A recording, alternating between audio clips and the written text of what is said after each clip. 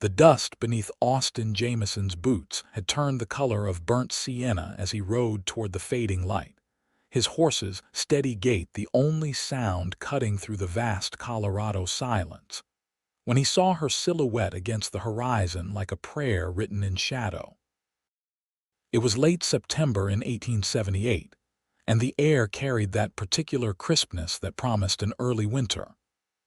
Austin had been riding for 3 days straight from Denver, heading south toward Ouray with a pocket full of silver dollars and a head full of regrets about a cattle deal gone sour. He was 26 years old, weathered beyond his years by sun and hard living, and he had long ago stopped expecting surprises from the world. Yet there she was, a woman alone on foot in the middle of nowhere, walking steadily westward as if she had an appointment with the sunset itself.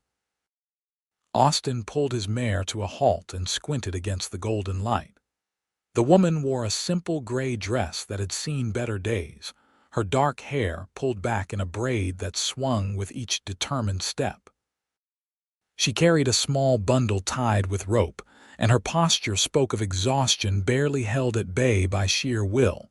He urged his horse forward, closing the distance slowly so as not to startle her.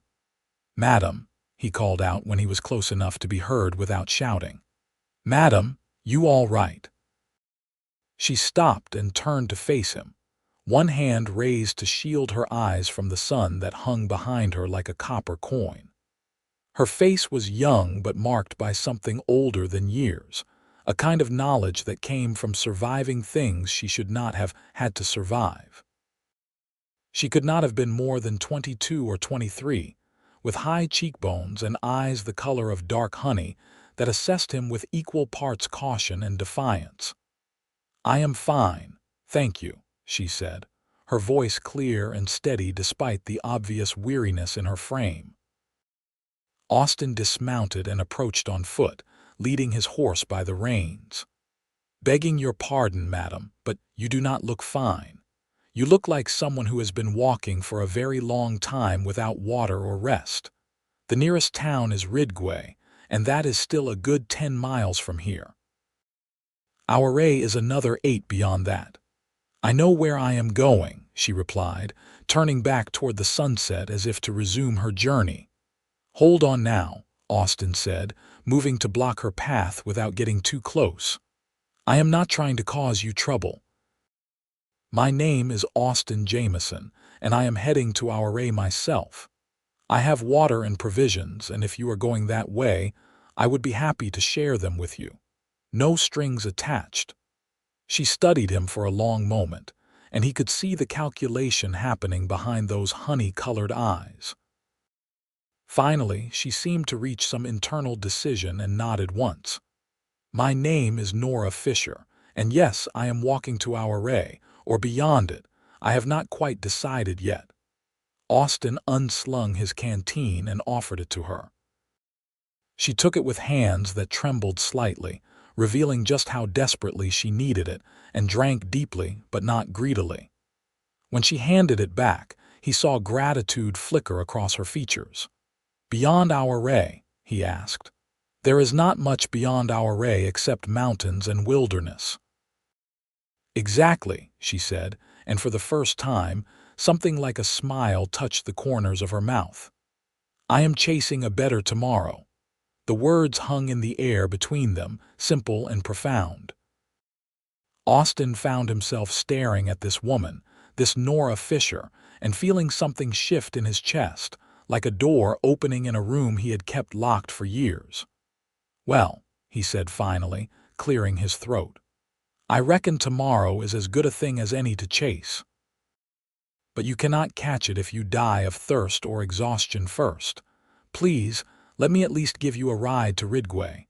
You can decide what to do from there." Nora looked at the horse, then at Austin, then back at the sunset that was slowly fading from copper to rose to purple. "All right," she said. "But only to Ridgway." Austin helped her mount the horse, then swung up behind her. The mare was sturdy enough to carry them both, and as they started forward at an easy walk, He could feel the tension in Nora's body gradually easing.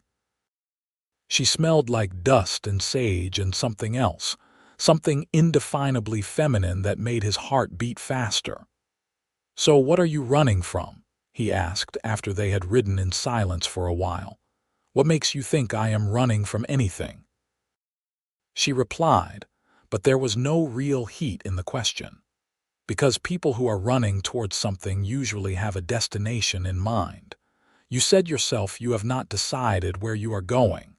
That sounds more like running away to me. Nora was quiet for so long that Austin thought she might not answer. Then she said, "My husband died 6 months ago, back in Kansas. He was a good man, but his family was not good people. They tried to take everything, including my dignity, so I left with what I could carry and started walking." "I am sorry," Austin said, and meant it. "About your husband, I mean, and about his family." "Thank you. He was older than me by 15 years. We married when I was 18. He treated me kindly, which was more than I expected from a marriage arranged by my father to settle a debt.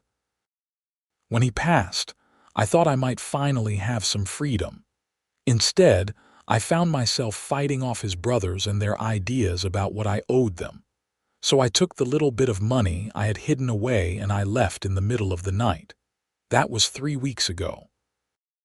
Austin felt anger flare in his belly at the thought of men trying to take advantage of a young widow, but he kept his voice calm. "You have been walking for 3 weeks, walking, and sometimes riding in wagons when kind folks offered. I worked for my keep at a farm outside of Pueblo for a week. Earned enough to buy some bread and dried meat. I am not looking for charity, Mr. Jamison, just a better tomorrow. Call me Austin," he said. "And I do not think you are looking for charity. I think you are one of the bravest people I have met in a long time." He felt her body soften slightly against his, a subtle shift that spoke of trust beginning to form. The sun had fully set by now, and stars were beginning to appear in the darkening sky like diamonds scattered on blue velvet.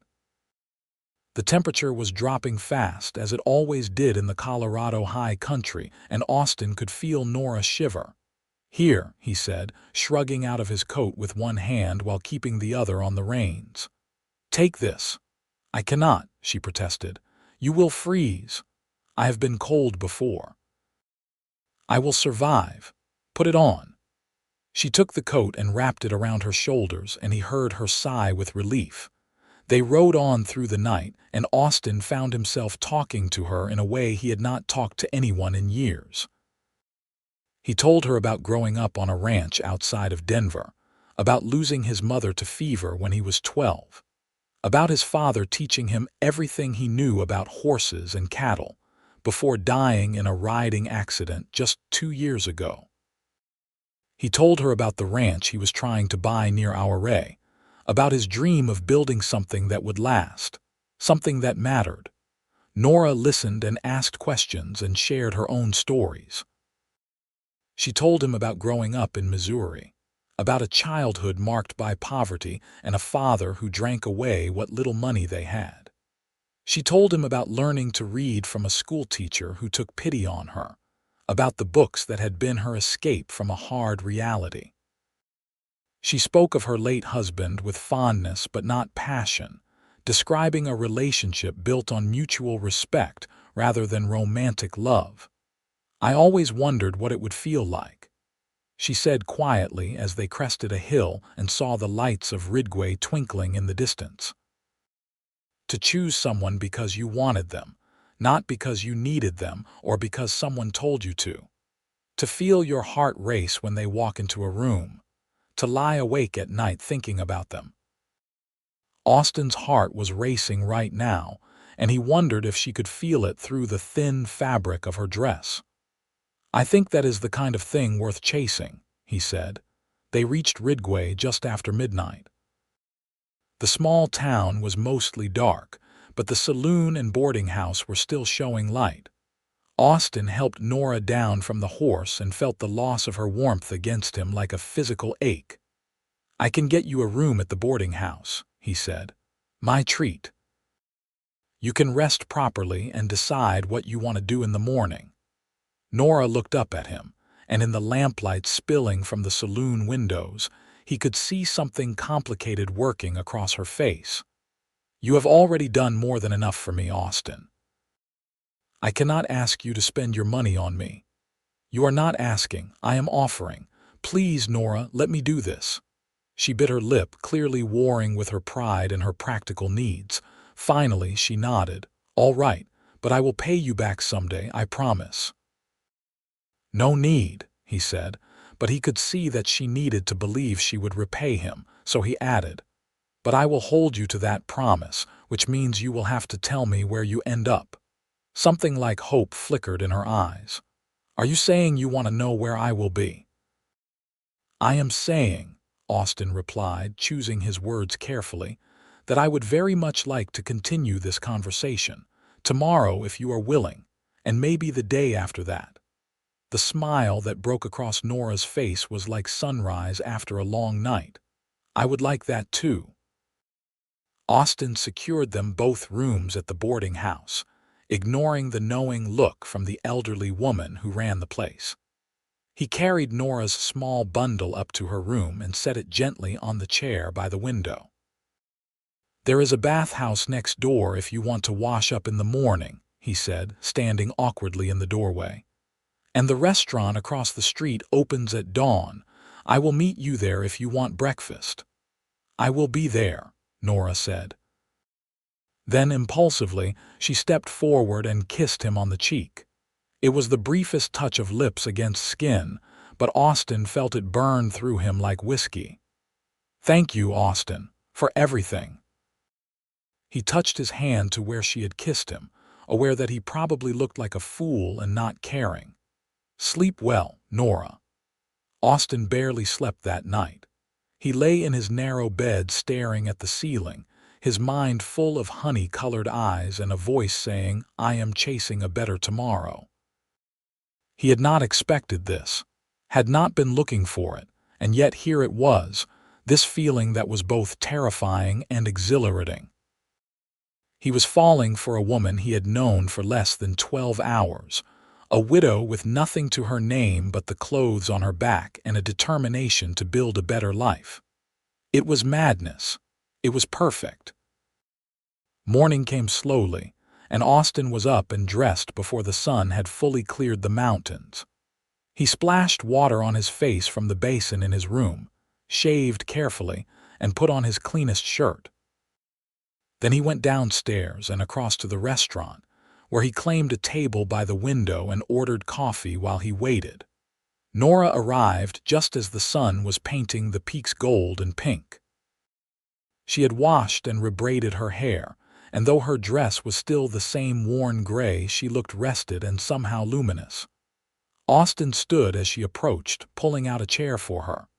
Good morning, she said, and her smile made his chest tight. Good morning. Did you sleep well? Better than I have in weeks. Months, maybe. Thank you again for the room. They ordered breakfast, eggs and bacon and fresh bread with butter, and Austin watched with satisfaction as Nora ate with real appetite. As they ate, they talked about everything and nothing. She told him about the books she had read, her favorites being anything by Charles Dickens.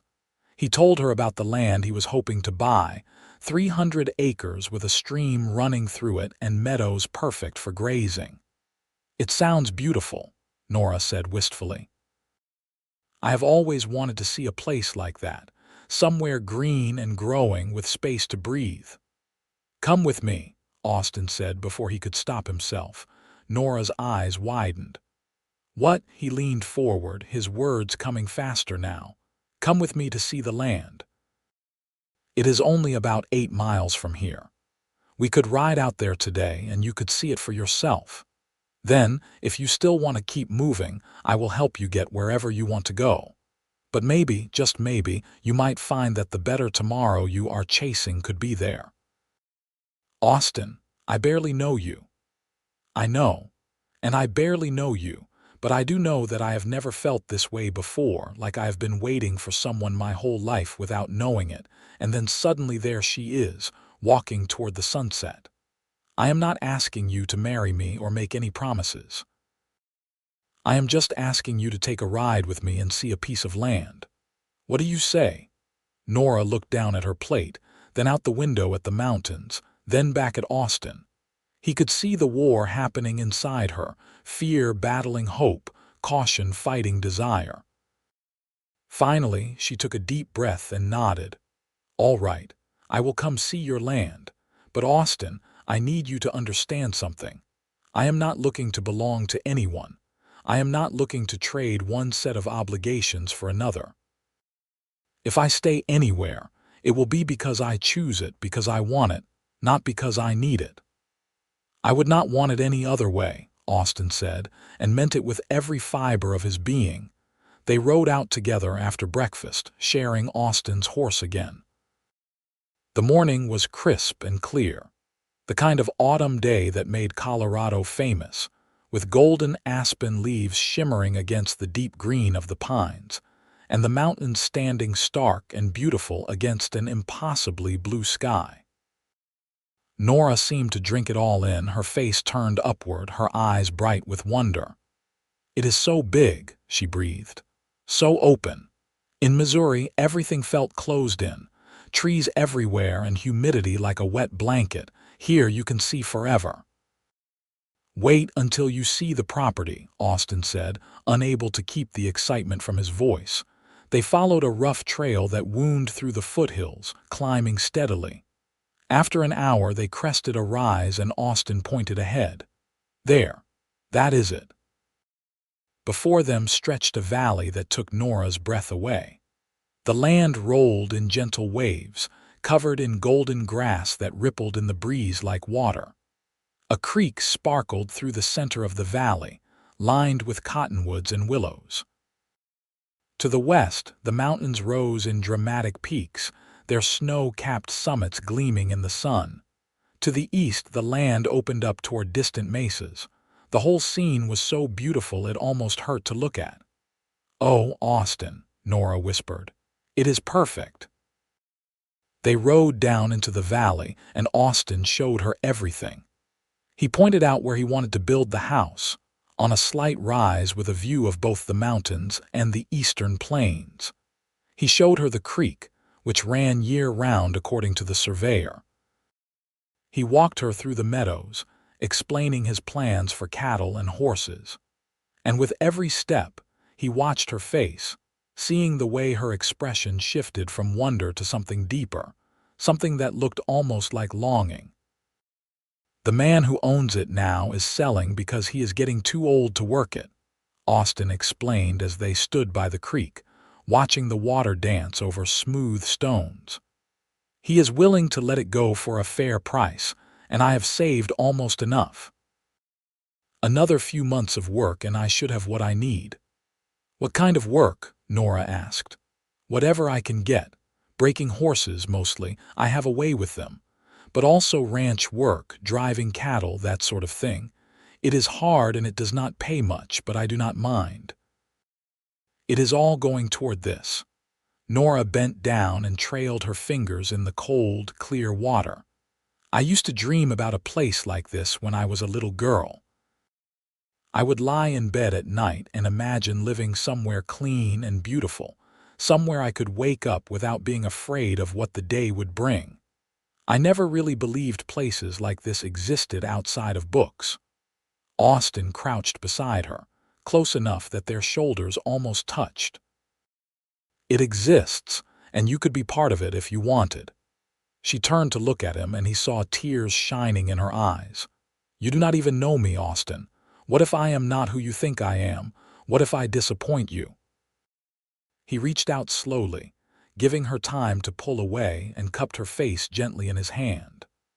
"Nora, in the short time I have known you, you have shown more courage and strength than most people show in a lifetime. You walked away from everything familiar because you refused to be treated as less than you are worth. You walked toward an unknown future with nothing but hope to sustain you.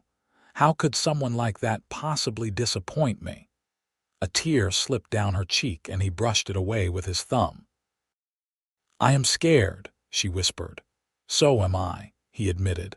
I am terrified, but I am more afraid of letting you walk away and spending the rest of my life wondering what might have been. Nora closed her eyes, leaning into his touch.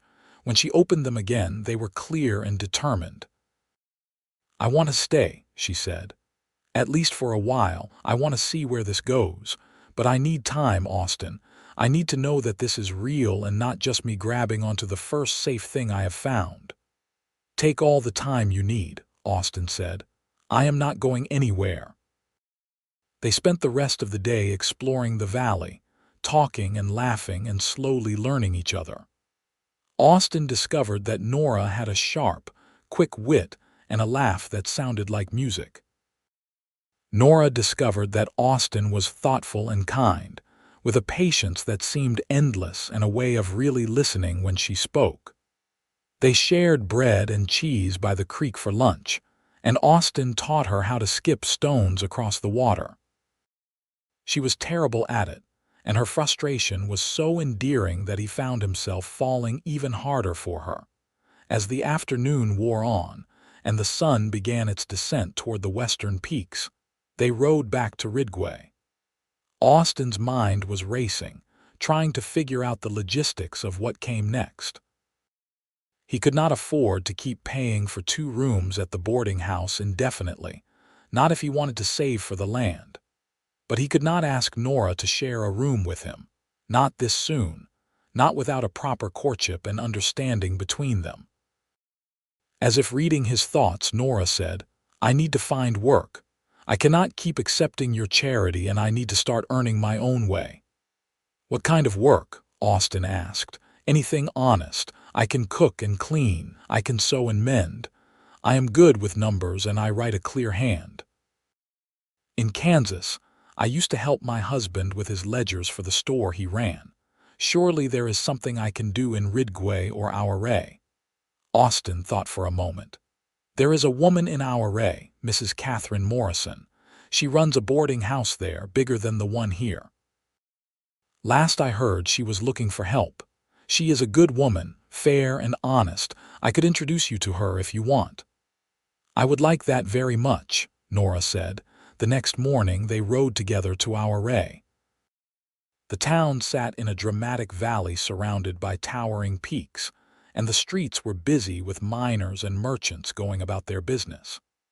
Auray was a silver mining town, and the wealth flowing through it was evident in the solid brick buildings and well-maintained streets. Austin led Nora to a large, handsome house on the north end of town, painted white with green shutters and a wide front porch.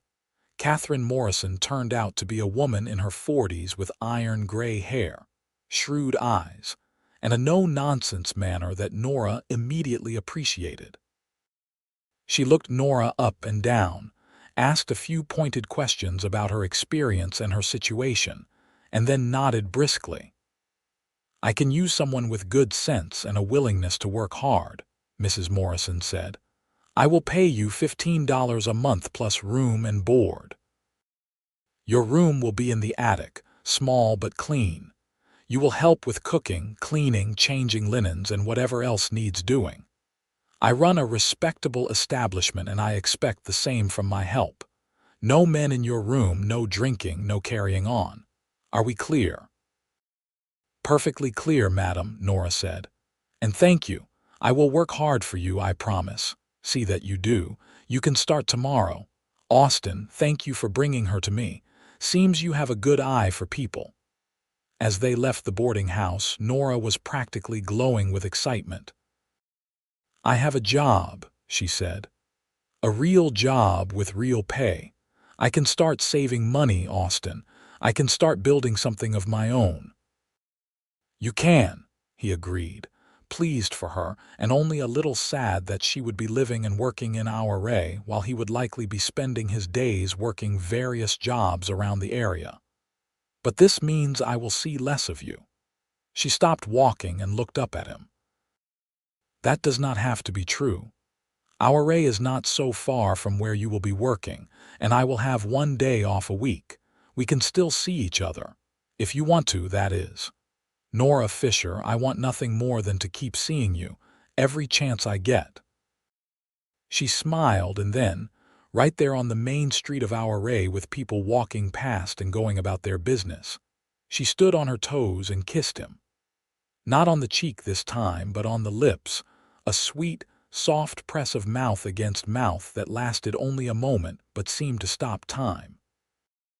"Good," she said when she pulled back, her cheeks flushed, "because I want to keep seeing you too." The next few months passed in a blur of work and stolen moments together. Nora proved to be everything Mrs. Morrison could have hoped for in an employee, working tirelessly and winning over the boarding house guests with her quiet efficiency and occasional dry humor. She saved every penny she could, hiding it away in a small tin box under her bed. Austin took every job he could find, breaking horses for the local ranchers, helping with cattle drives, doing whatever needed doing. His own savings grew steadily. They saw each other whenever they could, which was never often enough. Sometimes, Austin would ride into our array after a long day of work, just to walk Nora to the general store, when she went to buy supplies for the boarding house. Sometimes she would pack a lunch and meet him at the edge of town on her day off, and they would ride out to the valley together, sitting by the creek and talking about their dreams and their plans. As autumn turned to winter, their relationship deepened. They learned each other's rhythms and moods. Austin discovered that Nora was not a morning person, and that she got a little crease between her eyebrows when she was concentrating hard on something. Nora learned that Austin had a habit of rubbing the back of his neck when he was nervous, and that he sang to himself when he thought no one was listening. Old cowboy ballads in a surprisingly good baritone. They had their first real fight in December, when Austin pushed too hard about wanting to buy Nora a proper winter coat, and she pushed back about maintaining her independence. They both said things they regretted, and Nora walked away angry. Austin spent a miserable 3 days thinking he had ruined everything before Nora showed up at the ranch where he was working with an apology and an explanation about why it was so important to her that she not feel beholden to anyone, even him. "Especially you," she said, tears streaming down her face, "because you matter so much, Austin. And I am terrified that if I let myself need you for things, I will stop being my own person and just become an extension of you. I have been that before, and I cannot do it again." Austin pulled her into his arms, holding her close. "I understand, and I am sorry. I do not want you to need me for things, Nora. I want you to want me. There is a difference." "I do want you," she whispered against his chest. "So much it scares me." "Me too," he said. "Me too."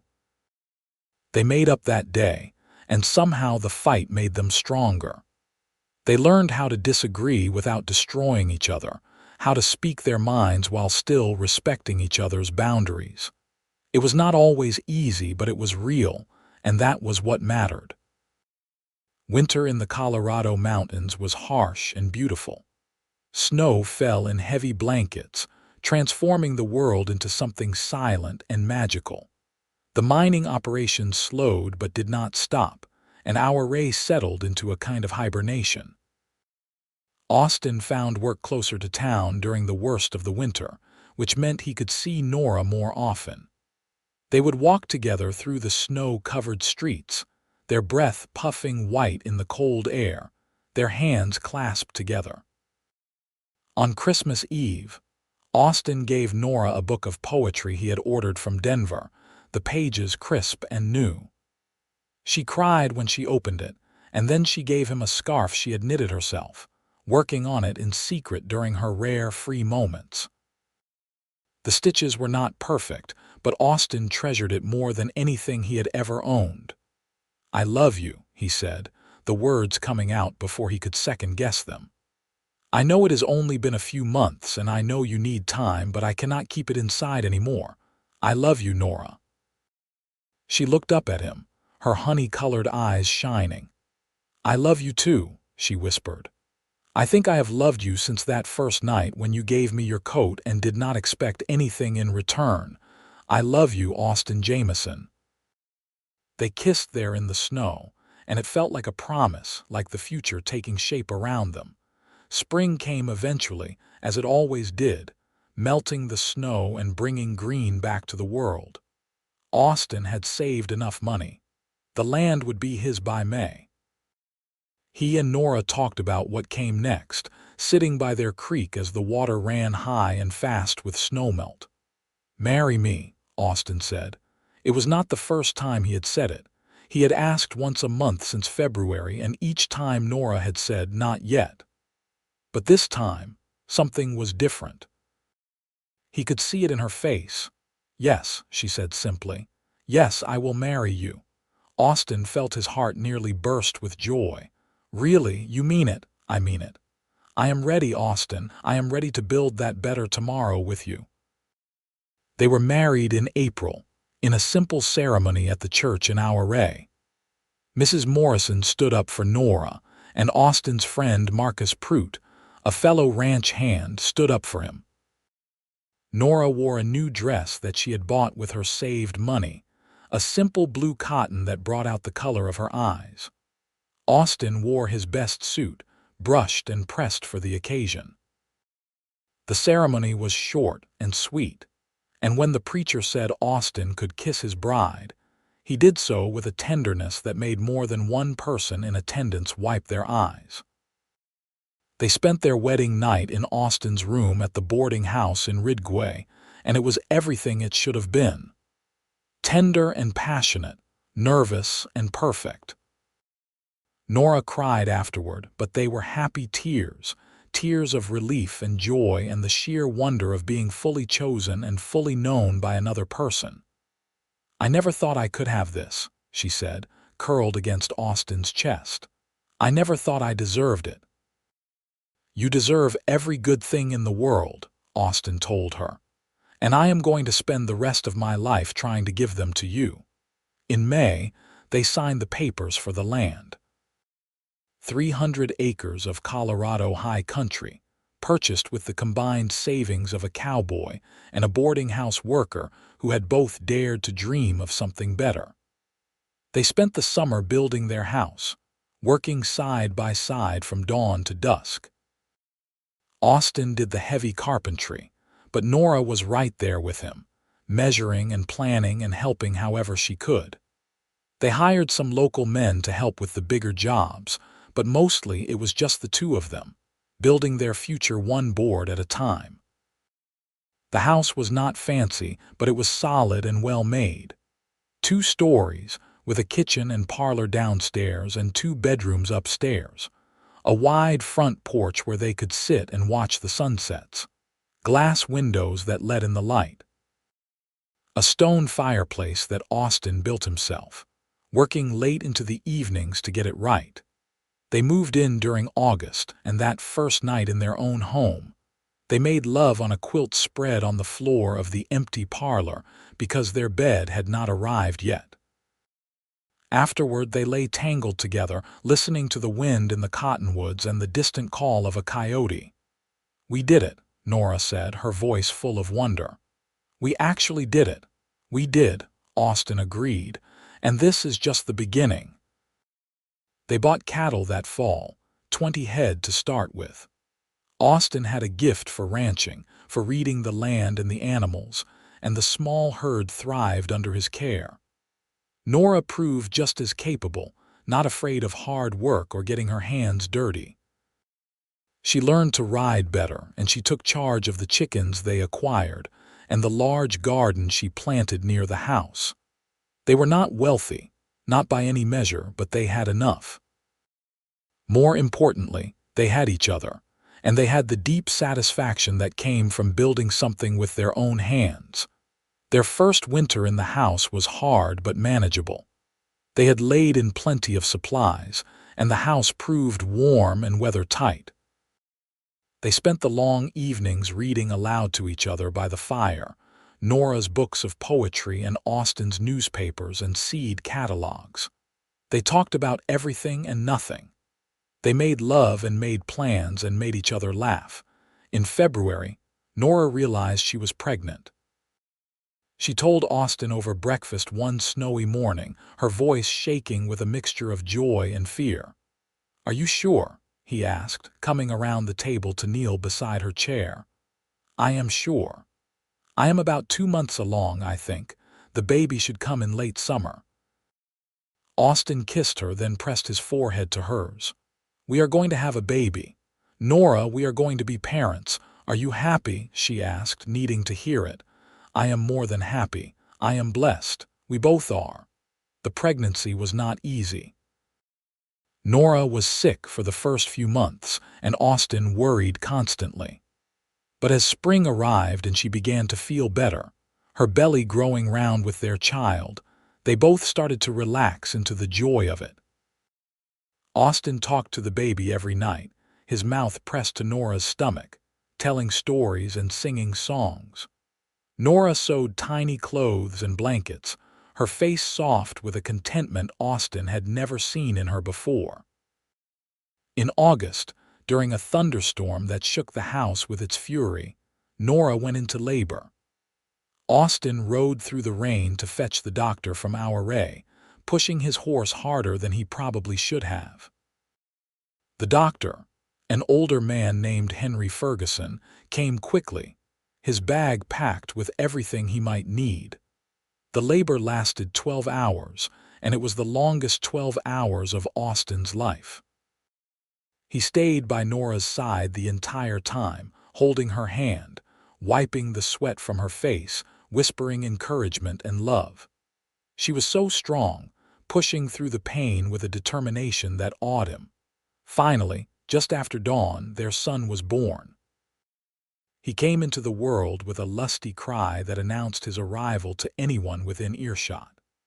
The doctor cleaned him up and placed him in Nora's arms, and Austin watched his wife's face transform with a love so fierce it took his breath away. "Hello, little one," Nora whispered, tears streaming down her face. "We have been waiting for you." The baby was perfect, with a head full of dark hair and tiny fists that waved in the air. He had Austin's nose and Nora's chin, and his eyes were a deep, unfocused blue that would probably change color in the weeks to come. "What should we name him?" Nora asked, looking up at Austin. They had talked about names but had not settled on anything. Austin looked at his son, this tiny person who was half him and half Nora and entirely himself, and said, "What about Samuel? Samuel Fisher Jamison." Nora smiled through her tears. "Samuel, yes, I like that. Samuel it is, Doctor." Ferguson stayed for a few hours to make sure both mother and baby were doing well, then headed back to our array with Austin's grateful thanks and payment. Austin made Nora comfortable in their bed, the baby sleeping in a cradle that Austin had built months ago, and then he sat in the chair by the window and watched them both, his heart so full he thought it might burst. "Thank you," he said softly. Nora opened her eyes and smiled at him. "For what?" "For walking toward that sunset. For saying yes when I asked you to see the land. For taking a chance on me. For giving me this." "Austin Jamison, you gave me all of this as much as I gave it to you. We built this together. That is what makes it so beautiful." The first year of Samuel's life was a blur of sleepless nights and endless wonder. He was a good baby, healthy and curious, and watching him grow and change was a joy that never got old. Austin would come in from working the ranch to find Nora nursing Samuel by the fire, singing to him in a soft voice, and he would stop and just watch them, marveling at how his life had turned out. They had their struggles, of course. Money was tight sometimes, and the ranch demanded constant work. There were moments when they were both exhausted and short-tempered with each other. But they had learned how to weather those moments, how to apologize and forgive and keep moving forward together. When Samuel was 2, they had a daughter. Nora wanted to name her after Austin's mother. And so Lily Elizabeth Jamison came into the world on a bright October morning, arriving faster than Samuel had, and announcing herself with a cry that was somehow both indignant and delighted. She looked like Nora, with honey-colored eyes and fine features, and Austin fell in love all over again. The years passed, each one bringing new challenges and new joys. The ranch grew, slowly but steadily. They added more cattle, some horses, a barn that Austin built with help from neighbors who had become good friends. Samuel grew into a serious, thoughtful boy who loved animals and could ride a horse almost as well as his father by the time he was 6. Lily was a firecracker, bold and fearless, always getting into things she should not and charming her way out of trouble with a smile that could melt hearts. Nora and Austin grew too, not just older but deeper. They learned each other's scars and secrets, the parts of themselves they had hidden from the world. Nora told Austin about the beating she had endured from her father, the shame she had carried for so long. Austin told Nora about the loneliness that had haunted him after his parents died, the fear that he would always be alone. They shared these things, and in sharing them, they took away their power to hurt. On their 10th anniversary, Austin took Nora back to the spot where he had first seen her, that stretch of land where she had been walking toward the sunset. They rode out there in the late afternoon, leaving the children with Mrs. Morrison, who had become almost like a grandmother to them over the years. "You remember?" Austin asked as they stood together, looking west toward the mountains. "Of course I remember," Nora said. "I remember every detail, how scared I was, how desperate, how close I was to just giving up. And now," she turned to look at him, this man who had given her so much and asked for so little in return.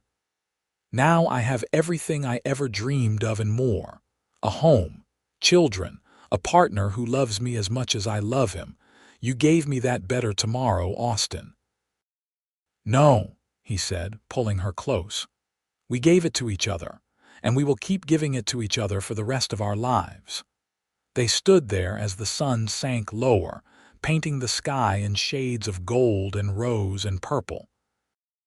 The same sky that had watched over them that first night, when a cowboy had found a woman walking alone and had offered her kindness without expecting anything in return. The sky that had seen them fall in love, get married, build a life together. The sky that would watch over them for all the years to come. Behind them, their ranch spread out in the valley, smoke rising from the chimney of their house, the house they had built with their own hands. Inside that house, waiting for them, were 2 beautiful children who represented the best of both of them. And all around them was the land, their land, 300 acres of Colorado high country that they had worked and loved and made their own. "I love you," Nora said, the words as true and necessary as breathing. "I love you too," Austin replied. "Today, tomorrow, and all the days after that." They kissed as the sun touched the horizon, 2 people who had found each other against all odds and had built something that would last. Not just a ranch or a house or a family, but a love that was big enough to hold all of their dreams and strong enough to weather any storm. As they rode back to the ranch together, side by side, Nora thought about that younger version of herself, the woman who had been walking toward the sunset with nothing but hope to sustain her. She wished she could go back and tell that woman that it would all be okay, that the better tomorrow she was chasing was real and waiting for her. But then again, maybe she would not change anything. Maybe that long walk, that moment of desperation and determination, had been necessary. Maybe you had to walk through the darkness to fully appreciate the light. "What are you thinking about?" Austin asked, noticing her quiet smile. "I am thinking about how glad I am that you stopped that day, that you offered me water and a ride and a chance. I am thinking about how different my life would be if you had just ridden past." "I could never have ridden past you," Austin said. "I think I was looking for you my whole life, Nora. I just did not know it until I saw you walking toward that sunset." When they reached the house, the children came running out to meet them, Samuel trying to act dignified at 10 years old but unable to hide his excitement, Lily launching herself into Austin's arms with her usual enthusiasm. Mrs. Morrison stood on the porch, waving goodbye, and they all waved back. That night, after the children were in bed, Nora and Austin sat on their porch, wrapped in a quilt, watching the stars come out one by one. The air was cool but not cold, carrying the scent of hay and horses and the wild sage that grew on the hillsides. An owl called from the cottonwoods by the creek, and somewhere in the distance, a coyote sang to the rising moon. "Do you ever think about what might have happened if things had gone differently?" Nora asked. "If I had decided to keep walking that night instead of accepting your help? If I had said no when you asked me to see the land?" Austin considered the question. "Sometimes," he admitted, "but not in a way that makes me sad, more in a way that makes me grateful. Because yes, things could have gone differently. You could have kept walking and I could have let you. But we did not. We chose each other, Nora. Every day since that first day we have chosen each other. That is what matters." "We have chosen each other," Nora agreed. "And I will keep choosing you, Austin Jamison, every single day for the rest of my life." They sat in comfortable silence for a while, just being together.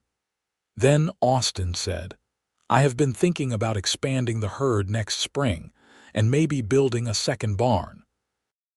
Samuel is getting old enough to take on more responsibility, and I want him to feel like this ranch is his legacy as much as it is ours." "That sounds good," Nora said. "And I have been thinking about starting a small orchard, apple trees and maybe some cherry. It will take a few years for them to bear fruit, but I like the idea of planting something that will be here long after we are gone." "An orchard," Austin said, smiling. "I like that. We can plant them together in the spring." They talked for hours that night, making plans and dreaming dreams. They talked about Samuel and Lily, about what kind of people they wanted their children to become. They talked about the ranch and the challenges ahead. They talked about getting older together, about what their lives might look like in 10 years, 20 years, 50 years if they were lucky enough to have that long. "I want to grow old with you," Nora said as the night deepened around them. "I want to sit on this porch when we are 80 and watch our grandchildren play in the yard. I want to know every line on your face and every gray hair on your head. I want a lifetime with you, Austin. A long, full, beautiful lifetime." "You will have it," Austin promised. "I am not going anywhere and neither are you. We are in this together, all the way to the end." The months turned into years and the years turned into a life fully lived. Samuel grew into a fine young man, strong and honest like his father, with a love for the land that ran deep in his bones. He took over more and more of the ranch work as Austin got older, and eventually he brought home a young woman named Sarah, whom he wanted to marry. Nora and Austin welcomed her into the family with open arms, and the wedding was a joyful affair that brought the whole community together. Lily proved to be a different sort entirely. She was restless and curious, always wanting to know what was beyond the next hill. When she was 18, she announced that she wanted to go to Denver and study to become a teacher. It was hard to let her go, but Nora and Austin understood. They had both been young once, both chased their own version of a better tomorrow. So they sent her off with their blessing and enough money to get started, and they tried not to worry too much when her letters were few and far between. But Lily came back eventually. She came back with a teaching certificate and a quiet young man named David who loved books as much as she did. They settled in our array, where Lily opened a school, and suddenly Nora and Austin had grandchildren to visit in town as well as on the ranch. The ranch continued to thrive. It was never the biggest or the richest spread in the area, but it was solid and well run, and it supported the family comfortably. Austin and Nora worked hard right up until the day they could not work anymore. And even then, they found ways to be useful, to contribute, to feel like they were still part of something vital and alive. On their 30th anniversary, their children and grandchildren threw them a party. The house was full of people. 3 generations gathered together to celebrate a marriage that had started with a chance encounter on a dusty road and had grown into something that touched so many lives. There was music and dancing and so much food that the table groaned under the weight of it. Samuel made a toast that had Nora crying happy tears, and Lily sang a song she had written about her parents' love story. As the party wound down and people began to leave, Nora and Austin slipped away to their porch, their refuge and their favorite place in the world. They sat together as they had done thousands of times before, and Austin took Nora's hand in his thumb tracing the lines on her palm. 30 years, he said. Sometimes it feels like 30 minutes, and sometimes it feels like 300 years. But every single one of them has been worth it. Every single one, Nora agreed. Her hair was more gray than dark now, and there were lines around her eyes and mouth. But to Austin, she was just as beautiful as she had been that day he first saw her walking toward the sunset. Maybe more so, because now he knew everything about her, all the complexity and depth and strength that made her who she was. "You have any regrets?" he asked. It was a question he had never asked before, had been afraid to ask. But now, 30 years in, he felt brave enough to hear the answer. Nora was quiet for a long moment, and Austin's heart clenched. But then she squeezed his hand and said, "Not a single one. Not one moment, not one choice, not one day. I would do it all again exactly the same way because it led me to you and to this life we have built. You, Austin Jamison, are the best decision I ever made." Relief and love washed over him in equal measure. "You are mine too," he said. "The very best decision." They sat there until the stars came out, wrapped in each other and in the peace that came from a life well lived. The wind whispered through the cottonwoods, and the creek sang its eternal song, and somewhere in the darkness an owl called out to the night. It was the same wind and the same creek and probably the same owl that had been there on their first night together, and it would be there long after they were gone. But for now, in this moment, it was all theirs. The years continued to pass, bringing both joy and sorrow as years do. Nora's health began to fail when she was in her late 60s, her heart growing weak. The doctor said there was nothing to be done except make her comfortable, and so Austin did just that. He moved their bed downstairs so she would not have to climb the stairs. He brought her favorite books and read to her when her eyes grew too tired.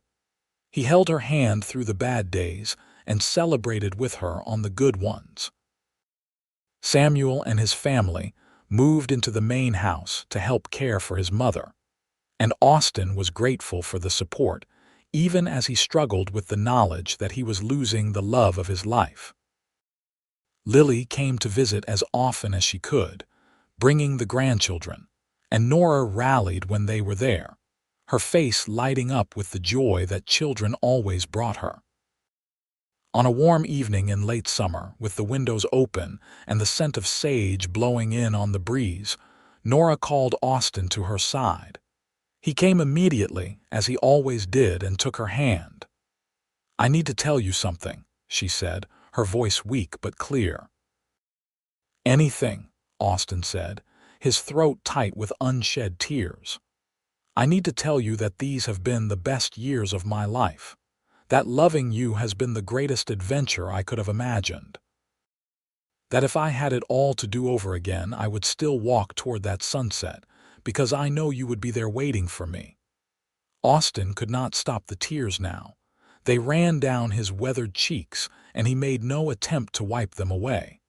"I would be there," he promised. "I will always be there, Nora, in this life and whatever comes after." "I know," she said, smiling. "That is why I am not afraid, because wherever I am going, I know you will find me again, just like you found me before." She slipped away peacefully just after sunset, with Austin holding her hand and their children gathered around. Her last breath was soft as a sigh, and her face in death was serene, all the pain and struggle smoothed away.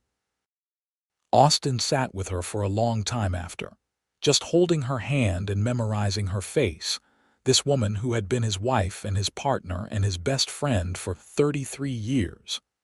They buried her on a hillside overlooking the valley, under a large cottonwood tree. The whole community turned out for the funeral, testimony to the impact Nora had made on everyone who knew her. Austin stood by the grave long after everyone else had left, staring down at the fresh earth and feeling like his heart had been torn out of his chest. But he did not give up. Nora would not have wanted that. So he kept going, kept working the ranch, kept being there for his children and grandchildren. The grief was a constant companion, a weight he carried with him everywhere. But there was also gratitude, deep and abiding, for the years they had shared. Not everyone got to experience a love like theirs, and he knew how lucky he had been. Austin lived for another 10 years after Nora's death. He saw more grandchildren born and even a few great-grandchildren. He watched Samuel turn the ranch into something even more successful than Austin had dreamed possible. He watched Lily's school grow and thrive. He saw the world changing around him, new technologies and new ways of thinking, and while some of it confused him, he tried to keep an open mind. But through it all, he missed Nora. Every single day he missed her. He talked to her constantly, out loud when he was alone, telling her about his day and asking her advice on problems. He visited her grave every week without fail, bringing wildflowers in the summer and pine branches in the winter. And every evening he sat on their porch and remembered. When Austin died peacefully in his sleep at the age of 82, his children found a letter on his bedside table. It was addressed to both of them, written in his increasingly shaky handwriting. The letter read, "To my beloved children, Samuel and Lily, I want you to know that I am ready to go. I have lived a long, full life, and I have been blessed beyond measure. But I have missed your mother every day since she left, and I am ready to see her again. Do not grieve for me. Instead, celebrate the love that your mother and I shared, the family we built together, the legacy we leave behind. Tell your children and your children's children about us. Tell them about the woman who walked toward the sunset chasing a better tomorrow, and the cowboy who was lucky enough to find her. Tell them that true love exists, that it is worth fighting for, that it can sustain you through anything. And most importantly, tell them to never give up on their dreams, because sometimes, if you are very lucky, those dreams come true in ways more beautiful than you could have imagined. I love you both. Be good to each other. Take care of this land that your mother and I loved so much. And know that wherever we are together and we are watching over you all. With all my love, Dad." They buried Austin next to Nora, under the cottonwood tree on the hillside. And as the sun set over the Colorado mountains on the day of his funeral, painting the sky in shades of gold and rose and purple, his children and grandchildren and great-grandchildren stood together and told stories about the two people who had started it all. They told about the cowboy and the woman walking toward the sunset. They told about a love that had lasted a lifetime and would last forever in the hearts and memories of everyone who had been touched by it. The ranch continued on, passed down through the generations. The house stood solid and strong, weathering storms and seasons. The cottonwood by the creek grew tall and wide, its leaves whispering secrets to the wind. And sometimes, on summer evenings when the light was just right, people swore they could see two figures sitting on the porch, close together, watching the sunset and the stars come out, finally and forever reunited. The better tomorrow that Nora had been chasing when Austin found her that day had turned into a better lifetime, a better legacy, a better story than either of them could have dreamed. It was a story of courage and hope, of taking chances and building dreams. It was a story of two people who found each other against all odds and created something that would outlast them both. It was, in the end, a love story. The very best kind. The kind that was real,